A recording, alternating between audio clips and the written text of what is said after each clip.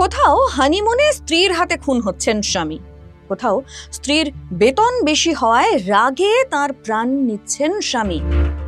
আবার দিন দিন বেড়েই চলেছে বিবাহ বিচ্ছেদ। সমীক্ষা জানাচ্ছে বিয়ের প্রতি দ্রুত বিশ্বাস হারাচ্ছে যুব প্রজন্ম। তাই লিভ টুগেদার পর্যন্ত ভাবলেও সহজে বিয়েতে জড়িয়ে পড়তে রাজি নয় তারা। এর পেছনে কি কারণ?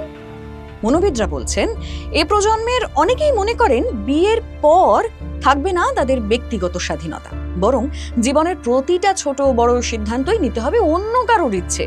এ থেকেই দানা বাঁধছে হাজারো মানসিক সমস্যা, যা প্রভাব ফেলছে তাদের সংসার জীবনে। তীব্র বিরক্তি, হতাশা ও ক্ষোভ শেষমেশ সঙ্গীর প্রতি এক্সট্রিম রিয়াকশনের জন্ম দিতে পারে। কি করে ফেরানো যায় সেই বিশ্বাস? মনোবিদরা বলছেন বিবাহ কোনো এককালীন গন্তব্য নয়।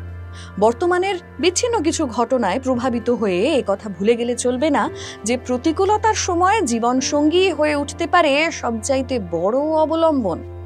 তবে তার জন্য দরকার সঙ্গী নির্বাচনের সময়ই সচেতন থাকা। মুহূর্তের আবেগে ভেসে না গিয়ে ভেবে চিন্তে সঙ্গী বেছে নিতে হবে। কে জানে, হয়তো সেখান থেকেই পাবেন সুখের চাবিকাঠি। সকলেরই সচেতন হওয়া উচিত, তাই না?